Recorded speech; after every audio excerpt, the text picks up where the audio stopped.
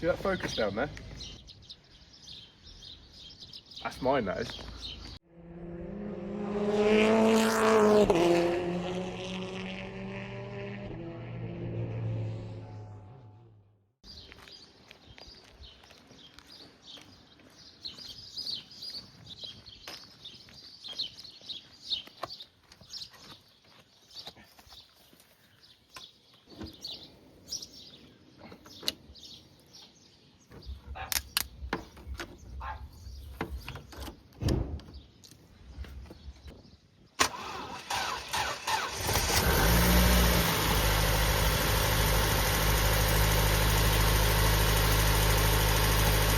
So guys at home, you may be wondering what I've actually bought here.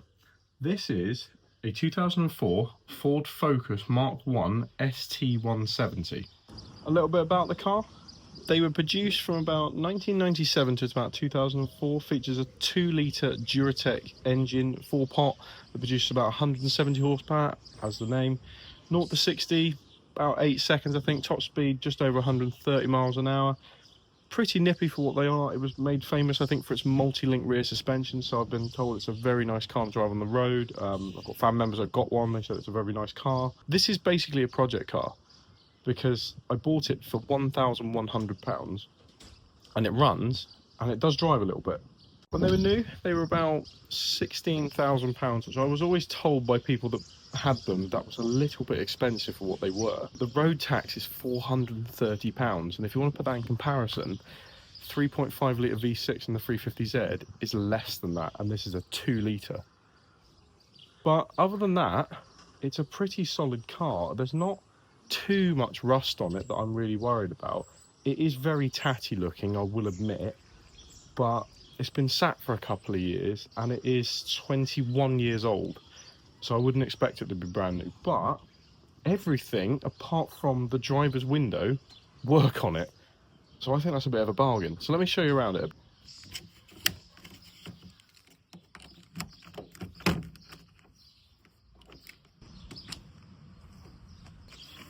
Behold the mighty Duratec 2-litre ST engine that the 170 has. Obviously 170 horsepower, about 140 pound-feet of torque thereabout, top speed 130 like I said, and it's paired with a close ratio 6-speed gearbox, which you think is probably born out of the World Rally Championship, because they used to rally these.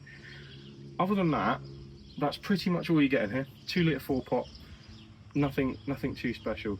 Little bit of history on this engine. It redlines at 7,000 RPM, and it wasn't particularly sold in mass numbers. And I think the reason for that is because I've done some research.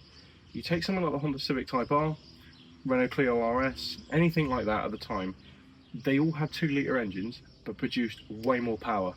Way more power. Like the Honda Civic Type R, I think you could get up to 200 in the standard trim. The Clio RS 180, I mean the Clio 180, and all that sort of stuff. And obviously this was overshadowed by the Ford Focus RS, its bigger brother, which had a turbocharged Zetec engine. This being a Duratec engine, it's a later designed engine. I think that was its other downfall. Being so expensive and underpowered for its sort of competitors, no one wanted to buy them. But this was like almost like a prototype engine. You think this was the engine they used through the 2000s. The Zetec was the one engine they used sort of through the 90s.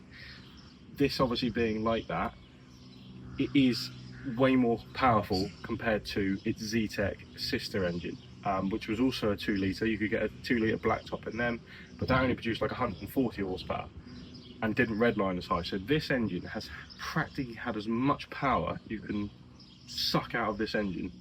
There's not a lot you can do to these apparently, because they are where they should be. They're almost at the full capacity of what you can tune out of them.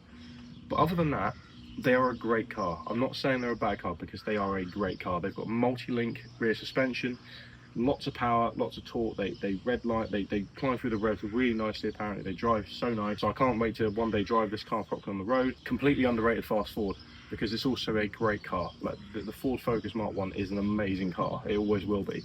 It was sold in massive numbers, and these were just a bit overlooked basically. They just weren't bought at the rate I think Ford probably wanted them to be bought at.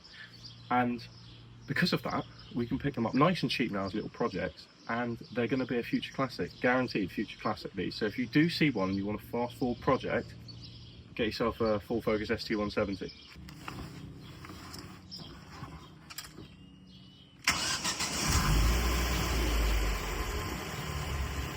It starts on the key, which I love, because I'm not concerned about that engine.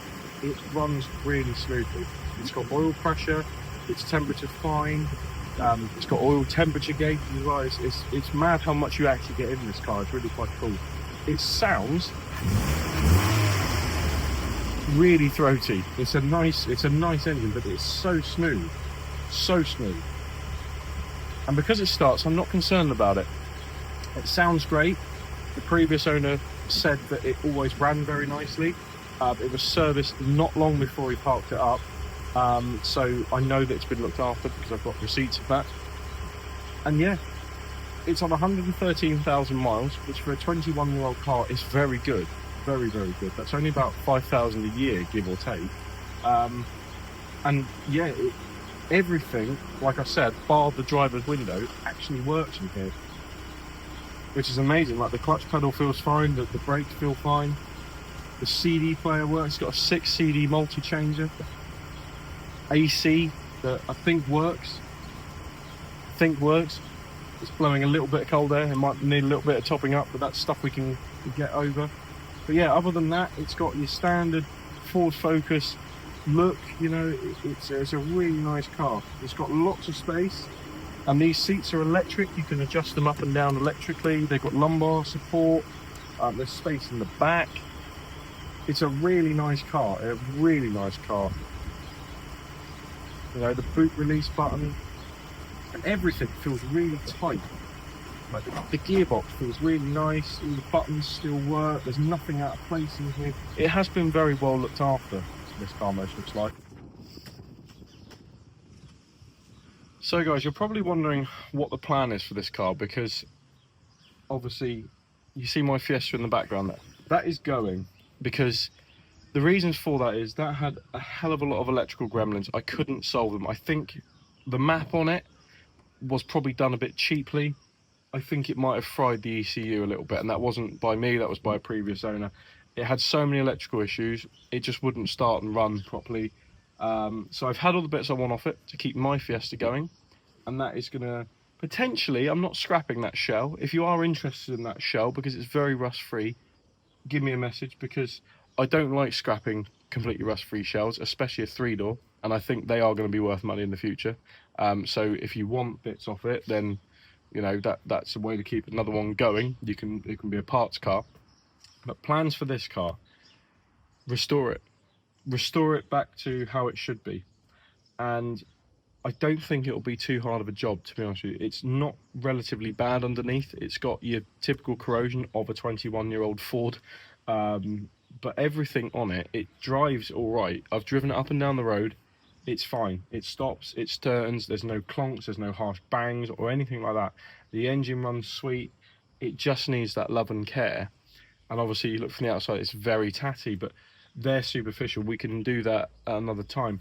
But yeah, and I might do a bit of a resto mod on it. So polybush the chassis so you know it's steered. Maybe uprate the brakes just a tiny bit. Maybe uprate the suspension just a tiny bit. Just to give it a little bit of character. But other than that, this car will not be modified. You have my word, it will not be modified, because I think these will be a future classic. Like I think I know they're going to be a future classic. I've read it in magazine, like Classic Ford magazine and even Fast Ford magazine said it themselves. These will be future classics, and the reason for that is they just don't exist. They don't exist. When do you ever see these? Even at car shows, you don't see these Focuses. They're not around. You see the Mark 1 RS all the time. Never see an ST170. And being a 3-door, it's going to be more desirable as a hot hatchback. So yeah, that is basically the plan for this car. Restore it. Restore it back to how it should be. So anyways guys, that brings me to the end of this video. I hope you like the introduction to my new project car. Being Ford peeps, I hope some of you are. This is going to be a really good contender on the channel. You don't see many of these being restored on YouTube either, so if you have one, then here you go. I'm going to show you how to do a lot of things on it. There's a few things that are easy to do, there's a few things that are going to be harder to do, but that's cars, and if you want to keep them going, you need to. And I inspire anyone to get themselves a project car and restore it, because these days, the way the world is, I don't think it really matters what the car is. If it's older and it's got some kind of desirability, I think they're going to be worth money. I honestly do, because no one keeps these running ever, and I think it's important to keep the older stuff running because they've got so much character to them, especially the first generation of a model. That's always important. So yeah, in the next video, it's going to be getting a clean, because it is disgusting, and hopefully after that it should look kind of like a car again. But anyways guys, I hope you enjoyed the video. Don't forget to subscribe to the channel, don't forget to like the video, and I will see you in my next video. Keep enjoying your crusty rusty modified cars.